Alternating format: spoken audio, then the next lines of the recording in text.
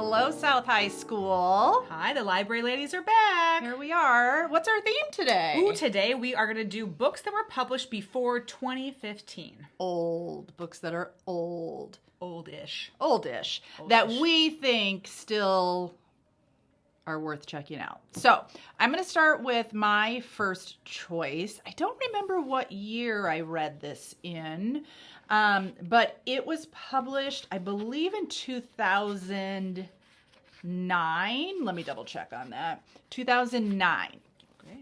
Okay, from the cover, you can tell what it's about. The whole book is about the terrible killing school shooting that happened in 1999 at Columbine High School. Dave Cullen, who is a journalist, spent 10 years researching everything that he could find about the incident. And that it happened on April 20th, 1999, if you aren't familiar. So this time of the year. There were two boys who went in and shot a bunch of people. They had bombs. They had planned it for ages. So he tells the story both of those two killers, their plans, kind of the psychology of them and of their family, and their families' dynamics before the event happened. But then he also goes through and gives you stories of the victims, of investigators, what was going on, how they were finding things, families, and things that were happening in the community. And then it even includes, there are like primary source things. Like there's one that shows like parts of their journals and things that they wrote, and from different people, not just the killers. So it's a long book. It is an adult book, a very dark topic, but very well done. And if researching crimes is something, or journalism is something you're interested in, that's a great pick for you. Okay, I was right. That was my second year teaching. 99. 99. I'm really aging myself here, huh? Okay, so I am going to tell you about A Tree Grows in Brooklyn by Betty Smith. Not the most exciting cover. However, this is one of my most favorite books. And one of the librarians who worked here back when I was teaching still, she suggested I read this one when I was coming in looking for a book one day. And it's been one of my favorites ever since. I probably read it like 15 years ago. This takes place in the early 20th century in Brooklyn. A bunch of apartments and just a lot of working class families. Our main character is Francie Nolan. Her parents are Irish immigrants.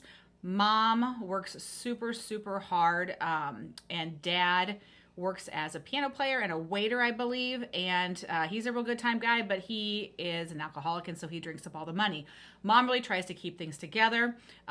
Francie and her younger brother are running the streets an awful lot. They're collecting kind of old cans and things like that so they can turn them in to earn a little bit of money so they can buy some penny candy. And this really is only about this girl's experience growing up in Brooklyn in the early 20th century, and the characters who are in the neighborhood, the family dynamics, things that happen within her family and other people on the block, and you really feel like you are immersed in this world, and you know all of the characters. The author does a really good job describing the characters and what it looked like, what it felt like. You could imagine you would be there.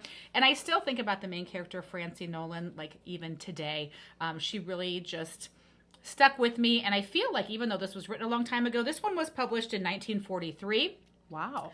I know. Yeah. So it's a real old one. But this, I feel like most people today, even young people, could find some things within this book that they could really appreciate, and the story would resonate with them as well.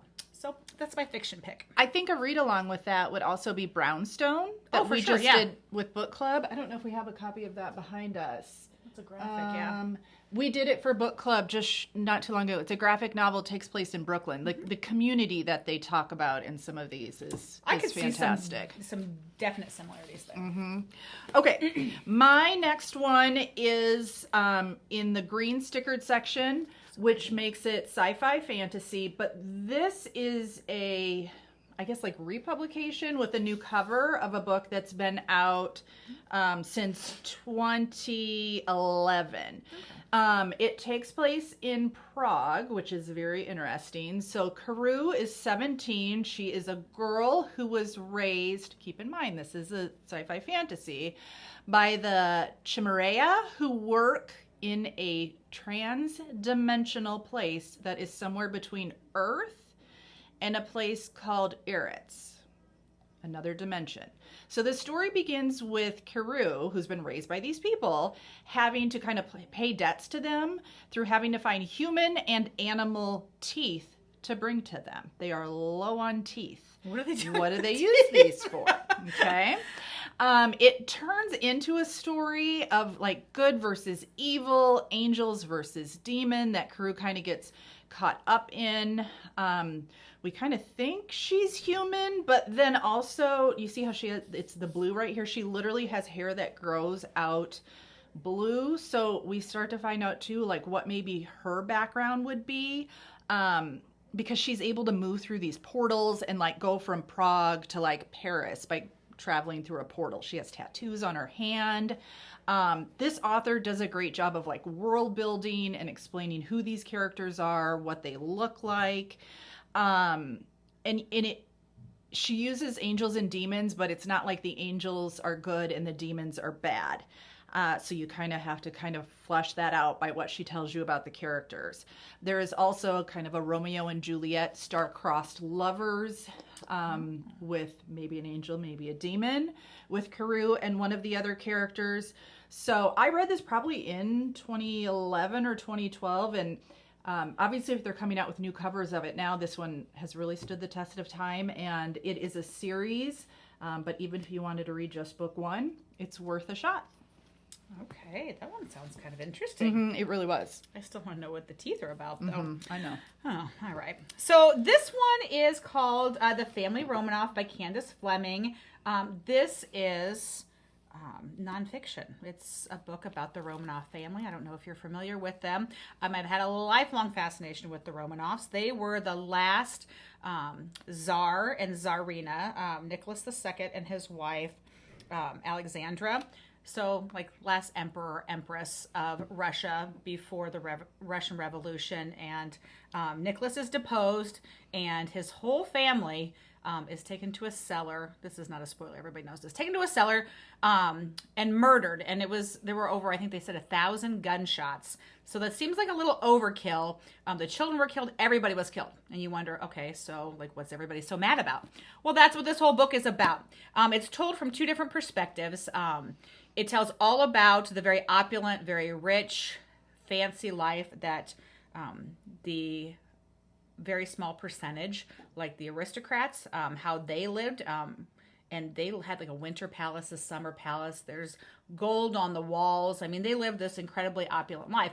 But then the author also tells sections called Beyond the Palace Gates. And that is a series of like snapshots from the lives of the average person. And the majority of people in the country at that time were peasants, and they lived really, really, really rough lives. Like when they made bread, they would mix like clay and straw in with the flour to try to make it stretch further. And so some of these were told through diary entries. Some of them were told from like personal accounts. And there are two whole sections of photographs of the Romanovs. And then also you get to see how, someone left me a paper in this book. That was nice of them. There's also some places where you can see how the average people were also living. You can see, this is pretty cool. You can see one of the statues that was knocked down. There's also a family tree in the beginning. I know Mrs. Myhook loves a map. I love a map in a book. Do we ever grow out of liking pictures in books? No, absolutely not. I love a family tree so you can see what's happening. This family is super fascinating. There's a guy named Rasputin you may have heard of. Disney made this movie called Anastasia that's not really based on this, but kind of loosely based on one of the daughters named Anastasia. For a long time, there was a whole conspiracy about whether or not she actually lived. When I grew up way back in the 80s, there was this lady who claimed to be Anastasia, that she hadn't really been killed. There was no DNA. So people were like, oh, maybe it was Could this be. big mystery. Spoiler, she was not really Anastasia. But the whole story, there's just so many crazy things that surround it that if you like history and you're interested in, this is kind of true crimey also, you might really appreciate this book. This one is written specifically for young adults. So it's very easy for students and teens to be able to get through it, understand it, and enjoy it. It's not too much. All right. All right. I guess I should say the Columbine one is not written for young adults, so caution with that one. I think you told us. It's okay. Yeah, it's pretty dark. Yeah? I mean, because the whole incident was pretty Sure, dark, the subject so, matter. Yeah. We have lots of books that we've read, old and new, that we'd like to recommend to you. Can I say that we want to get a few more checkouts before the end of the year? Absolutely. Do you know, staff and students, we have so many new books that came in, and everyone I know is really busy with like final projects and things like that. But we've got several display tables full of wonderful new titles, and even some old ones too if you're looking for something that's maybe more of a classic.